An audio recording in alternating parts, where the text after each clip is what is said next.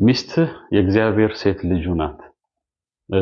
እርሷን ትሪት የምታደርግበት መንገድ ወይም ከእርሷ ጋር ያለ ግንኙነት በህይወትህም ሆነ ከእግዚአብሔር ጋር ባለ ግንኙነት ላይ ትልቅ እንድምታ አለው። እንዴት እንደሆነ ላስረዳ ሞክራለሁ። የእግዚአብሔር ቃል ምን ብሎ ይነግረናል? ቤትና ሀብት ከወላጅ ይወረሳል፣ አስተዋይ ሚስት ግን ከእግዚአብሔር ዘንድ ናት ይላል። በሌላም ስፍራ ሚስትን ያገኘ በረከትን አገኘ፣ ከእግዚአብሔርም ዘንድ ሞገስን ይቀበላል ይላል። ብዙ ሀብትና ንብረት ምድር ላይ ይገኝ ይሆናል። ነገር ግን ሚስት ከእግዚአብሔር ዘንድ ብቻ የምትሰጥ የእግዚአብሔር በረከትና የእግዚአብሔር ስጦታ ናት። ወደኋላ ራቅ አድርገን እንኳን ብንመለከት ወላጆቿ እንኳን የተቀበሏት ሚስትህን ከእግዚአብሔር ዘንድ ነው። ልጆች የእግዚአብሔር ስጦታዎች ናቸው ስለሚል የእግዚአብሔር ቃልና በአደራ እነርሱ ጋር ቆይታ ከዚያ በኋላ ወደ አንተ እጅ ስትገባ የአደራ ሽግግር ነው የሆነው። የዳረልህም ምስክር ሆኖ ያጋባህም ራሱ እግዚአብሔር ነው። የእግዚአብሔር ቃል እንደሚናገር እግዚአብሔር በአንተና በልጅነት ሚስት መካከል ምስክር ነው ይላልና ቤተክርስቲያንም አግባት፣ ማዘጋጃ ቤት አግባት፣ wherever የትም ብታገኛት ብታገባት፣ ሰው በሌለበት እንኳን ብትጋቡ በመካከላችሁ ምስክር ሆኖ የቆመው ሕያው እግዚአብሔር ነው። ስለዚህ ሚስትህ የእግዚአብሔር ልጅ ናት። ያጋባህም አንድ እንድትሆኑ ካንተ ጋር ያጣበቃትም ምስክር ሆኖ የሰጠህም እግዚአብሔር ነው። ይሄን ሁሉ ጊዜ ማስታወስ ያስፈልጋል። አንድ በጣም ወደው ጥቅስ አለ መጽሐፍ ቅዱስ ውስጥ መጽሐፈ መክብብ ላይ ምን ይላል? ከፀሐይ በታች እግዚአብሔር በሰጠ በከንቱ ዘመን ሁሉ ከምትወዳት ሚስት ጋር ደስ ይበልህ ይላል። በእውነት ባለትዳር ለሆነን ሰዎች አንድ በጣም ፈጽሞ ቸል ልንለው የማይገባ ነገር ቢኖር ምንድነው? እግዚአብሔር ሚስታችንን በረከት አድርጎ ሰጥቶናል። ከእርሷ ጋር ያለን ህይወት እርሷን በመውደድ እና ከእርሷ ጋር የምናሳልፈው የደስታ ጊዜ በጣም ትልቅ በረከታችን ነው። የእግዚአብሔር ቃል በሌላ ስፍራ አንደኛ ጴጥሮስ ላይ ምን ይላል? ባሎች ሆይ ደካማ ፍጥረት ስለሆኑ ከሚስቶቻችሁ ጋር በማስተዋል ኑሩ ብሎ ይናገራል። ይሄ ደካማ የሚለው ዴሊኬት ማለት ነው።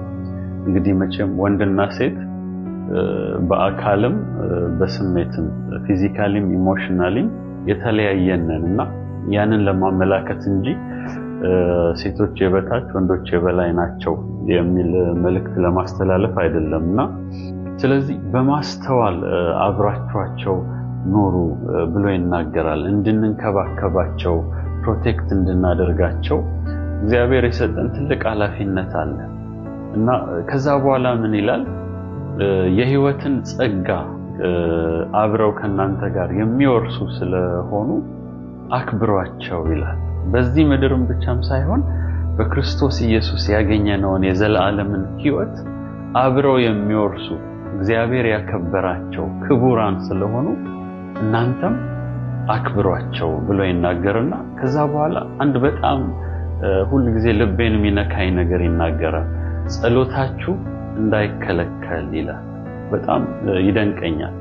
ሴት ልጅ ያለው አንድ አባት ልጁን ሰዎች ቢጎዱበት፣ አንድ ሰው ቢጎዳበት፣ ያም ሰው ደግሞ መልሶ እዚህ አባት ጋር መጥቶ አንድ ጥያቄ ቢጠይቀው የፈለገውን ልመና ቢለምነው እንዲያርግልኝ ቢለው ምንድነው ሊያደርግ የሚችለው? ያ አባት መጀመሪያ ልጄን ለምን ጎዳሃት ብሎ ያንን ጉዳይ ነው ቀጥታ የሚያነሳበት።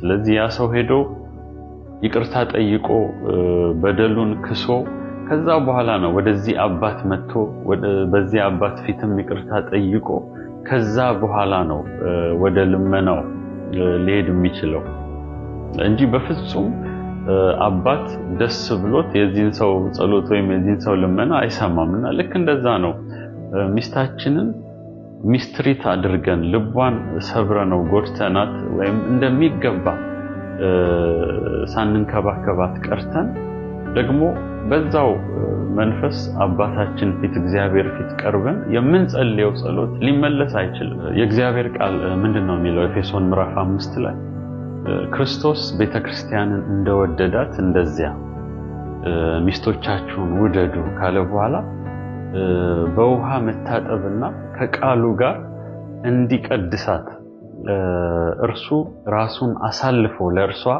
ሰጠ ይላል። ክርስቶስ ለቤተክርስቲያን ራሱን እንዴት እንደሰጠ ሲናገርና ከዛ ወረድ ብሎ ባሎችም እንደገዛ ራሳችሁ ሚስቶቻችሁን ውደዱ እያለ ይናገራልና አስበው ወንድሜ ሆይ ኢየሱስ ክርስቶስ እንዴት ነው የወደደ? ገና ኃጢአተኞች ሳለን አይደል የሚለው መጽሐፍ ቅዱስ። እግዚአብሔር ፍቅሩን በክርስቶስ ኢየሱስ ገለጠልን። ኃጢአተኞች ሳለን እርሱ መስዋዕት ሆነልን፣ ራሱን አሳልፎ ሰጠ። ከዛ በኋላ በክርስትና ዘመናችን ሁሉ እንዴት ነው የሚቀድሰን? ኃጢአታችንን ይቅር እያለ እየታገሰ ተሸክሞ ነው ለዛሬ ያደረሰን እንጂ በእግዚአብሔር ፊት መቆም የምንችል ለዛሬም የምንበቃ ሰዎች አልነበርንም። ይህንን ፍቅር ነው እንግዲህ ለሚስታችሁ ስጡ ብሎ ይህን አደራ የሰጠን። ታገሳት፣ ተሸከማት፣ ውደዳት፣ ቀድሳት። ቀድሳት ማለት የተሻለች ሰው እንድትሆን ጌታ ኢየሱስን እየመሰለች እንድትሄድ። እንግዲህ እዚህ ጋር በውሃ መታጠብና ከቃሉ ጋር እንዲቀድሳት ይላል። እንዴት ነው ሚስታችንን የምናጥባት? እንዴት ነው በእግዚአብሔር ቃል የምንቀድሳት? ኢንካሬጅ በማድረግ በእግዚአብሔር ቃል በመምከር በእግዚአብሔር ቃል በማበርታት ከዛሬ ይልቅ ነገ ጌታን የመሰለች እንድትሄድ እንድትበረታ በማድረግ ነው። እግዚአብሔር በቅርብ ይከታተለናል ሴት ልጁን እንዴት ትሪት እንደምናደርግና በእውነት ሰው የዘራውን ያጭዳል። እግዚአብሔር አይዘበትበትም። በእግዚአብሔር ፊት እንጠየቃለን። እግዚአብሔር ስለሚያይ፣ እግዚአብሔር ሕያው ስለሆነ በዙፋኑ ላይ ስላለ ከእግዚአብሔር እጅ ደግሞ ማምለጥ አይቻልም። ከሰው ማምለጥ ይቻል ይሆናል፣ ከእግዚአብሔር ማምለጥ አይቻልም። ጤናማ ግንኙነት ከእግዚአብሔር ጋር እንዲኖረን ለሚስቶቻችን በምናደርገው እንክብካቤ በምንሰጣቸው ፍቅር ደግሞ እግዚአብሔር እንዲከብር የማስተዋል አካሄድ መሄድ አለብን።